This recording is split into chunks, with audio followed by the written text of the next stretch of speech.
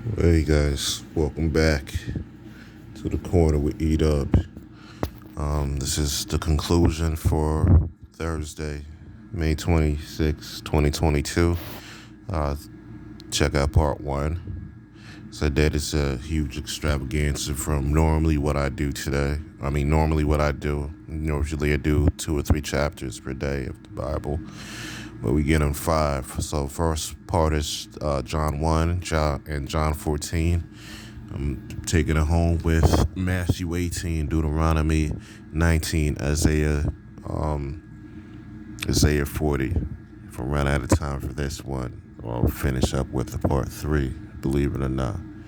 So, like I mentioned, I use the Common English version of the Bible, which is found in the YouVersion app.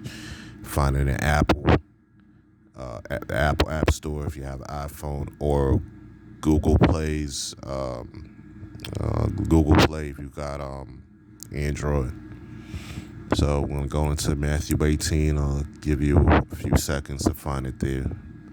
Matthew 18. If you like what I'm doing, like the video, subscribe, share it, so it can reach more people, so the seed can be planted and it can also bless somebody else as well. Okay, Matthew 18.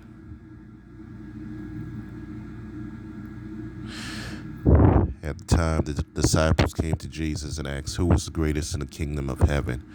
Then he called a little child over to sit among the disciples and said, "I assure you that if you don't turn your lives around and become like this little child, you will definitely not enter the kingdom of heaven. Those who humble themselves like this little child will be the greatest in the kingdom of heaven. Whomever welcomes one such child, whoever welcomes one such child in my name welcomes me." That's what the translation says. So I know I didn't butcher any words this time around, but we gotta have to have faith like a child in order to see God's kingdom. Pretty much, you get the drift. Going on to verse 6, Matthew 18. As for whoever causes these little ones to believe in me to trip and fall into sin, it would be better for them to have a huge stone hung around their necks and be drowned in the bottom of the lake. How terrible it is for the world because of all things that causes people to trip and fall into sin. Such things have to happen, but how terrible it is for the person who causes those things to happen. If your hand or your foot causes you to fall into sin, chop it off and throw it away. It is better to enter into life crippled or lame than to be thrown into an eternal fire with 2 hands or 2 feet. If your eye causes you to fall into sin, tear it out and throw it away. It is better to enter into life with 1 eye than to be cast into burning hell with 2 eyes. Be careful that you don't look down on one of these little ones. I say to you that their angels in heaven are always looking into the face of my Father who is in heaven. What do you think? If someone had 100 sheep and one of them wandered off, wouldn't he leave the 99 on the hillside to go in search of the one that wandered off? If he finds it, I assure you that he is happier about having that one sheep than about the 99 who didn't wander off. In the same way, my Father who is in heaven doesn't want to lose one of these little ones. If your brother or sister sins against you, go and correct them when you are alone together. If they listen to you, then you won over your brother or your sister. But if they won't listen, take with you 1 or 2 others, so that every word may be established by the mouth of 2 or 3 witnesses, as found in Deuteronomy 19, which we'll go into after this. But if one still won't pay attention, report it to the church. And if they won't pay attention even to the church, treat them as you would treat treat them as you would a Gentile and a tax collector. I assure you that whatever you fasten on earth will be fastened in heaven, and whatever you loosen on earth will be loosened in heaven. Again, I assure you that if two or you agree on earth about anything you ask, then my Father who is in heaven will do it for you. For where two or three are gathered in my name, I'm there with them. Then Peter said to Jesus, Lord, how many times should I forgive my brother or sister who sins against me? Should I forgive them, or should I forgive as many as 7 times? Jesus said, not just 7 times, but rather as many as 77 times. Therefore, the kingdom of heaven is like a king who wanted to settle accounts with his servants. When he brought to settle, when he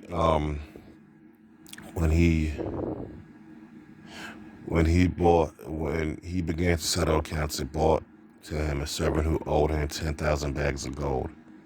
Because the servant didn't have enough to pay back, the master ordered that he should be sold, along with his wife and children and everything he had, and the proceeds should be used as payment.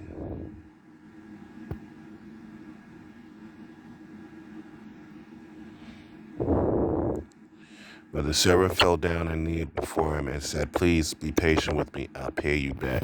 The master had compassion on that servant and released him, and he forgave the loan. When that servant went out, he found one of his fellow servants who had owed him 100 coins. He grabbed him around the throat and said, pay me back what you owe me. Then the fellow servant fell down and begged him, please be patient with me and I'll pay you back. But he refused. Instead, he threw him into prison until he paid back his debt. When his fellow servants saw what had happened, they were deeply offended. They came and told their master all that had happened. His master called the first servant and said, you wicked servant, I forgave you all that debt because you appealed to me. Shouldn't you have mercy on your fellow servant, just as I had mercy on you? His master was furious, and he handed him over to the guard responsible for punishing prisoners until he had paid off the whole debt. My Heavenly Father will also do the same to you if you don't forgive your brother or sister from your heart. Matthew 18. Let's get into Deuteronomy 19. And I'll give you a few seconds to find that in the Bible. Deuteronomy 19.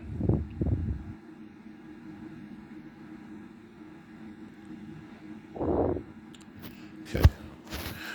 Once the Lord your God has eliminated those nations whose land the Lord your God has given you, and you displaced them, settling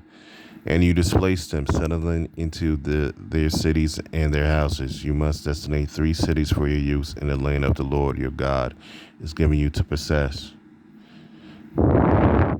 Mark out the roads to them and divide the regions of the land the Lord your God is apportioning you into 3 parts. These cities, are the places to which a person who has killed can escape.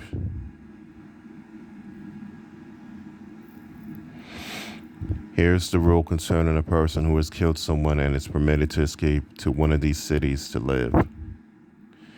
If someone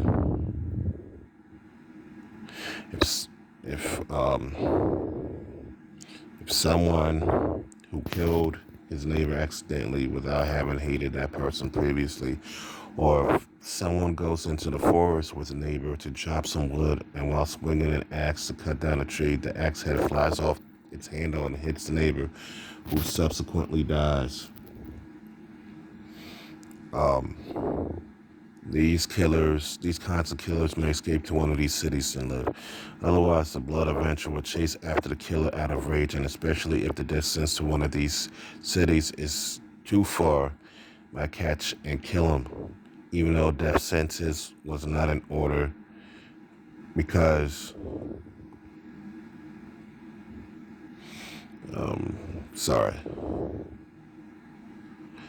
the killer didn't have prior malice towards the other. This is why I am commanding you as follows: designate 3 cities for your use.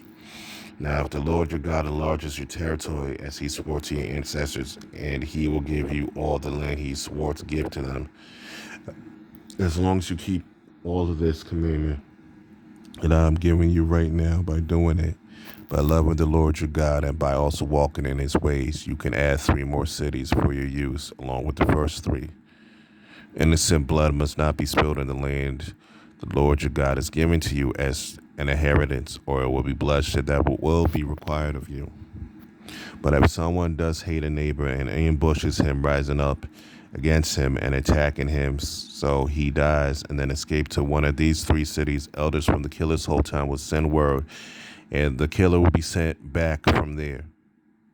They will then hand him over to the blood avenger, and he will be executed.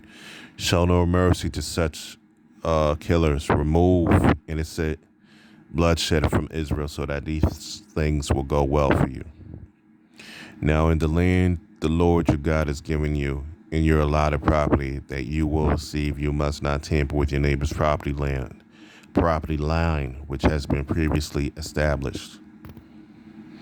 A solitary witness against someone in any crime, wrongdoing, or any sort of misdeed that might be done is not sufficient. The decision must stand by 2 or 3 witnesses.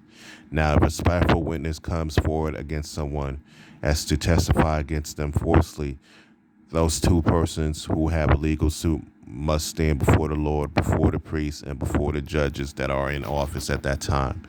The Lord will look into the situation. I'm so sorry. The judges will look into the situation very carefully.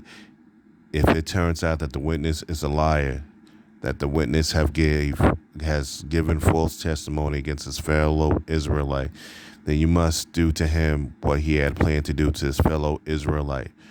Remove such evil from your community. The rest of the people will hear about this and be afraid. They won't do that sort of evil thing among you again. Show no mercy on this point. Life for a life, eye for an eye, tooth for a tooth, hand for a hand, foot for foot. Deuteronomy 19.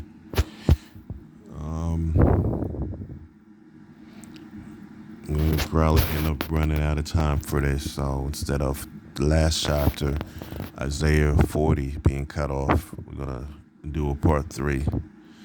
So look out for that. In a few minutes, Isaiah 40 coming up next on the corner with E-Dub.